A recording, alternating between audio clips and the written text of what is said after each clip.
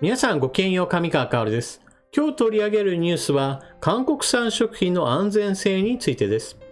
今、世間的なニュースとしてはそれこそ自民党総裁選にまつわるものや、もしくは新型コロナウイルスに関連してのニュースというものがまずはトップニュースに来るものです。ところが今日のツイッターを見ていると人気ワードとして韓国産食品というものがどんどんと上がってくる時間帯がありました。はて一体何だろうと思って今回のニュースを取り上げていこうと思います。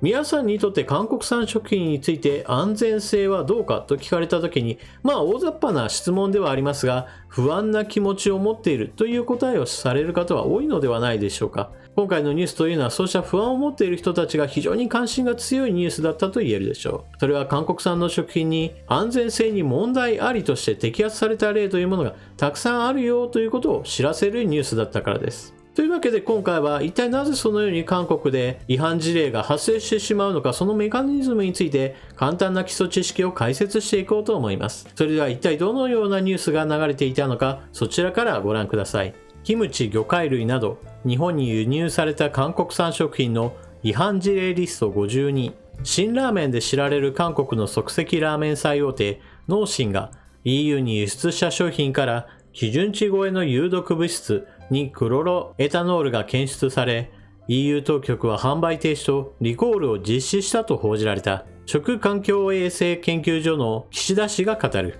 同成分は殺菌剤や染料などに使われるもので強い毒性があります。高濃度で体内に取り込んだ人の死亡例もあり、国内では直接食品に使うことは認められていません。農心ジャパンは人体に恐れはない数値、 EU で販売停止となった商品は日本には輸出していないと回答したが、厚生労働省では輸入品目の中にあるか確認中という状況だ。輸入食品の安全性に関してこれまで何度も話題に上ってきた韓国だが、このコロナ禍の1年半にも続々と安全を脅かす食品が上陸している。厚労省が公表する輸入食品等の食品衛生法違反事例によると、2018年から19年度の韓国産食品の違反事例は計38件だったが、2020年から21年度8月現在はすでに52件が違反事例として摘発されている。特に違反事例が多いのがエゴマや青唐辛子などの生鮮野菜だ。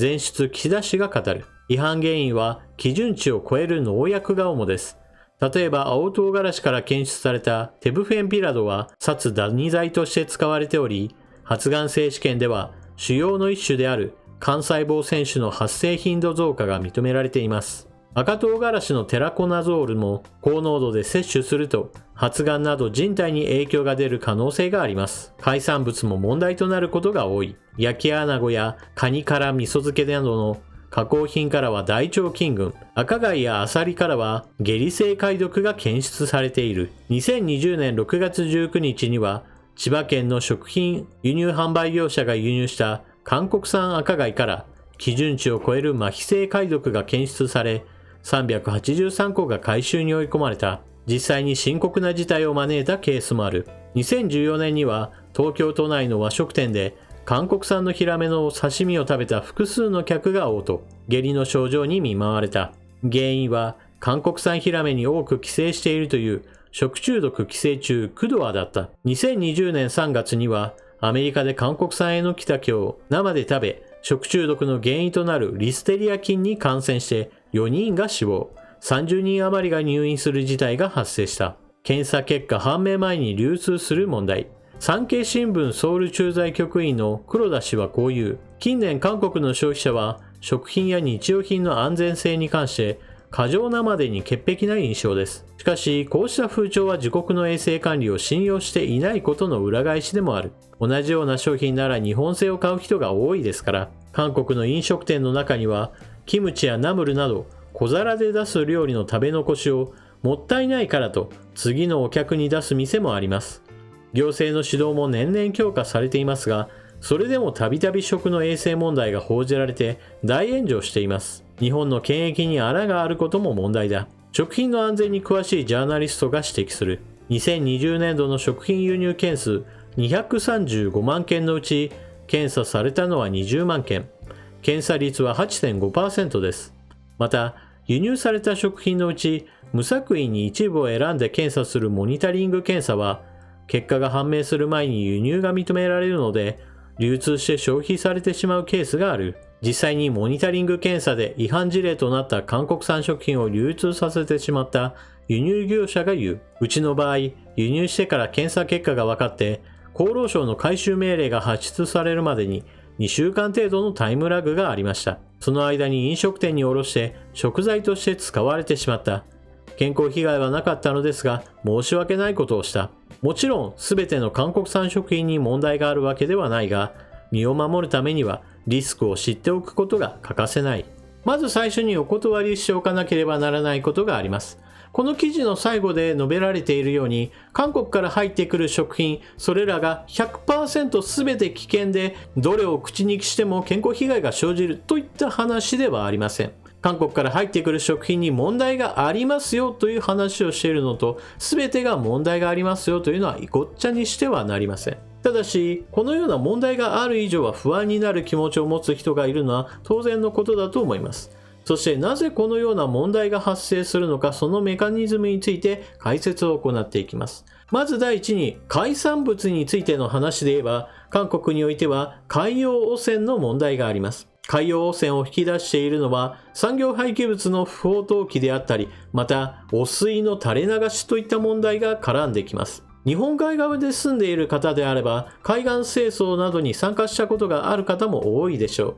そのような場所でハングル文字のゴミというものを大量に水することがあるはずです。しかし、そのようなゴミの中には、これは個人で捨てたようなものではないな、明らかにどこかの会社が捨てたものなんだと思われるものがたくさん目にすることがあります。例えば、農薬もしくは化学医薬品の入っていたようなもの、さらにはいかにも産業廃棄物だろうとツッコミを入れざるを得ないような、そういった類のゴミといったものが大量に流れ着いていたりもします。そのようなことがなぜ起こるかといえば、それこそ産業廃棄物を捨てるにはどうしても処理代といった問題が発生します。しかし海に捨ててしまえばといった形で、自分たちの儲けを優先し、環境問題など一切気にしないような人たちというものも存在してしまうのです。また、汚水を垂れ流すという問題について言っても、個人でやっているものというものも当然あるでしょうが、それらをはるかに超えて、規制当局の目を逃れて産業汚水といったものを流しているものも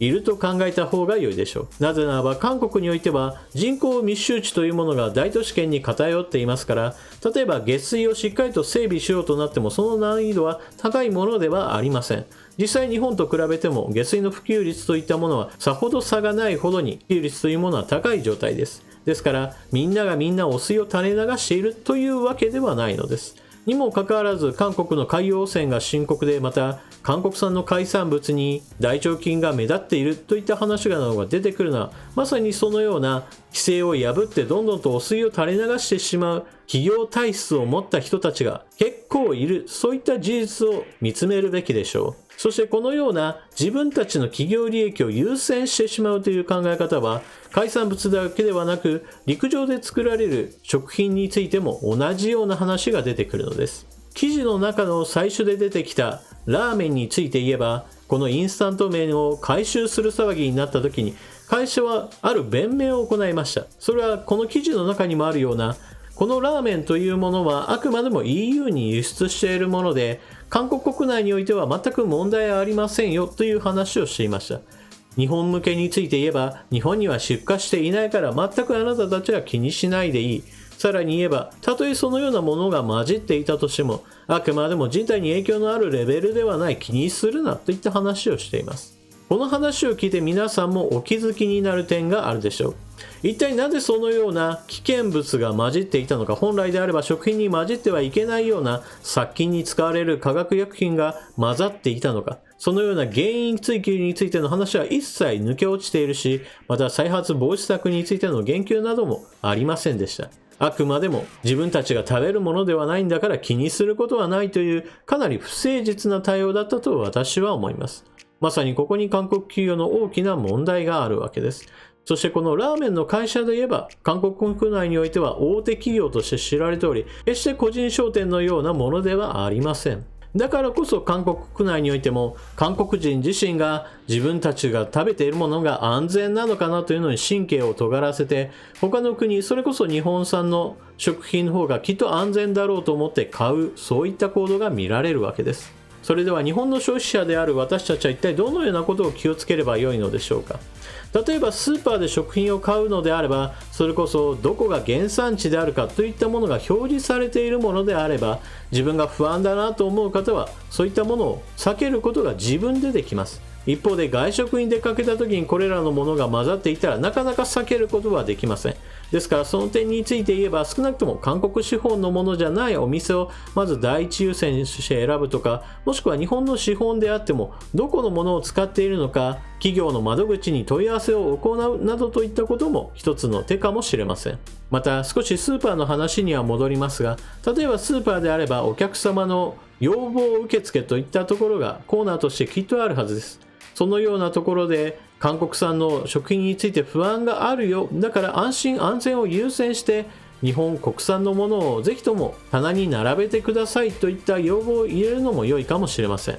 お店によってはそれこそ要望として出てきたものについてお店の人が回答する、そういったところもあります。もちろん全てのお店がそのようなことをしているわけではありませんが、そういった対応をしてくれるお店であれば不安に思っていますよ、なるべく国産のものを並べてくれたらそちらの方を買いますよといったことを意思として表明することは私は重要だと思います。こうした話をした時に人によっては、いやいや日本の食品だってそれこそ世界で認められていないような食品添加物をいっぱい入れているじゃないかといったようなツッコミを入れる方もおられます。しかしその話というのは実は全く別の問題であって、今回のように韓国産の食品に問題があるという話とは一旦切り分けた方が良いでしょう。日本産のものについて不信感があるのであれば、その問題はその問題で追及すれば良いのです。しかしそのような人にも一言言うのであれば、今回の問題のように規制されていてその規制を超えるような農薬が使われている、そういった事実を元にして考えれば、これはあくまでも全体として言えば氷山の一角が現れているに過ぎないというのが私の見方です。それはこの記事でもあるように、あくまでもサンプリング調査というものはごくごく一部でしか行われていないし、そのようなサンプリング調査にしても結果がわかるまでにすでにみんながもう食べ終わっていますよということもある。これは非常に不安をかきたてるような情報だと言えます。そしてこのような不安をかきたてるという問題というのは、それこそ日本国民の安心安全を第一にするのであれば、韓国側に対してもっとあなたたち自身が責任を持って検査を行ってください、そういったことを韓国側に要望することも一つの手だと思います。日本側の方で検査をする手間というものを考えると、韓国側でもう何だったら 100% 検査したものを送ってきてくださいというふうにした方がよほど負担というものは下がりますし、安全性は高まります。そしてそのような要望が受け入れられないにしても、問題が起こるんであれば積極的に制裁を発動するというのも良いことでしょう。例えば韓国側は日本産の食品、特に福島県産のものについてはまるで全てが全て放射性物質で汚染されているようなことを未だに言い続けています。そして彼らはそのようなことをする理由として、日本側のことを信頼できない、不安だといった形で科学的根拠ではなく、あくまでも感情論に基づいて悪評を立てようとしているのです。ですから逆にして言えば、日本側が韓国産の海産物はとっても危険なものが多いよねということを日本人が不安に思っているんだから、あなた方で検査してくださいね、それができないのであれば日本としては受け入れることができませんよという論法も、韓国側の論法というものをそのまま使えば同じようなことが言えてしまうのです。それだけ韓国のやっていることが不条理なものであり、だからこそ今回のニュースで見られるような事例といったものを見て、韓国産の食品が危険なんだなと思う人がたくさんいるから、 SNS でも多くの人が注目していたのだと私は思います。